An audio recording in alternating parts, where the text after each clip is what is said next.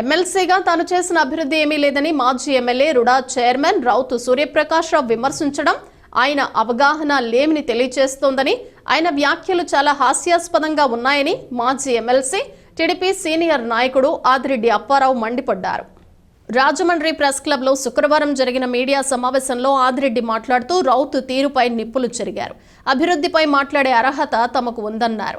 2019 ఎన్నికల్లో తమ కోడలు భవానీ మీద 32,000 ఓట్ల తేడాతో రౌతు ఓడిపోయారన్నారు. ఎంపీ భరత్కు కూడా రాజమండ్రి సిటీలో 28,000 ఓట్లు తక్కువగా వచ్చాయని గుర్తు చేశారు. 2 సార్లు ఎమ్మెల్యేగా, 2 సార్లు టీటీడీ బోర్డు సభ్యుడిగా అవకాశమిచ్చిన కాంగ్రెస్ పార్టీకి వెన్నుపోటు పొడిచి వైకాపాలో చేరిన రౌతు తనను వెన్నుపోటుదారుడు అని విమర్శించడం హాస్యాస్పదమని మండిపడ్డారు. తాను ఎమ్మెల్సీగా ఎందుకు బయటకు వచ్చాననే విషయం ఆ రోజున జగన్కు, వైవి సుబ్బారెడ్డికి, పిల్లి సుభాష్ చంద్రబోస్కు తెలుసని వ్యాఖ్యానించారు.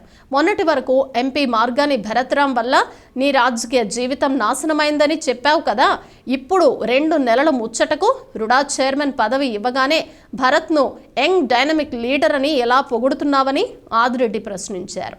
టీడీపీ బీసీ సాధికార సమితి సెట్టిబలజ విభాగం రాష్ట్ర కన్వీనర్ నాయకుడు కుడుపుడి సత్తిబాబు, నూర్ భాషా సాధికార సమితి రాష్ట్ర కన్వీనర్ షేక్ సుబాన్, టీడీపీ నాయకులు బుడ్డిగ రాధా, ఉప్పులూరి జానకిరామయ్య, ద్వారా పార్వతీ సుందరి, కోరుమిల్లి విజయశేఖర్, మిస్కా జోగినాయుడు, అట్టాడ రవి పాల్గొన్నారు.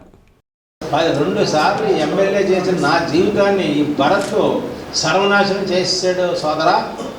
ఎంత దారుణంగా చేశాడు. ఆడు ఎలా అనుకుంటే అలాగే చేస్తున్నాడు. మా జీవితాన్ని పూర్తిగా సర్వనాశనం, రాజకీయ భవిష్యత్తును సర్వనాశనం చేసేసాడని అందరిలోనూ నాతో చెప్పిన మాటలు మర్చిపోయారండి రౌతు సూర్యప్రకాశరావు గారు. అలాగే నేను చెప్తున్నాను, మీరు మాట్లాడిన మాటలు ఏంటంటే, ఒకటి మీకు 3 నాలుగు ముచ్చటగా రుడా ఇచ్చారు కదని యంగ్ అండ్ డైనమిక్ అంటున్నాడు. అంతకుముందు ఇతనికేం తెలుసు సినిమా వాడు అని నాతో నేను చేసిన శంషేర్గా జీవోలు మా ఎవడో ఒక అతను అన్నాడు వైఎస్ఆర్, ఇవన్నీ కూడా ఎలా సిద్ధ కాగితాలు అన్నాడు. సిద్ధ కాగితం ఏంటో జీవో విత్ అడ్మినిస్ట్రేటివ్ శాంక్షన్ ఏంటో తెలియని అమాయకులని తెలుసుకోండి. నాలెడ్జ్ ఉండా. పోనీ వాళ్ళు ఏదో కార్యకర్తలు చోట మోట నాయకులు అన్నారంటే ఒకలాగా ఉంటుంది. నువ్వు 10 ఏళ్ళు ఎమ్మెల్యే చేసావే, వదలగొట్టేవే, నువ్వేదో మాట్లాడేస్తున్నావు ఏమీ తెలియనట్టుగా. ఏమైపోయినాయి ఆ డబ్బులు? ఏమైనా తినేసామనుకుంటున్నావా ఆ డబ్బులు? నువ్వు బేనాసుడు. నేను చెప్తున్నా, బేనాసుడు. ఈ డబ్బు ఖర్చు పెట్టి పడుతుందని నేను వైఎస్ఆర్లో ఉన్నప్పుడు వాట్సత్యం గుడికి వెళ్ళాం ఓ ఫంక్షన్కి. ఇదే మెయిన్ సోదరులారు చెప్తున్నా, ఇది ఎంత అబద్ధాలు కోరు. వెళ్ళినప్పుడు ఆ గుడిలో నన్ను బయట కారుతుంటే ఇలా రాండి అప్పారావు బ్రదరు అంటాడు. నన్ను బ్రదరు ఇలా రా అని చెప్పి లోపల తీసుకెళ్ళాడు.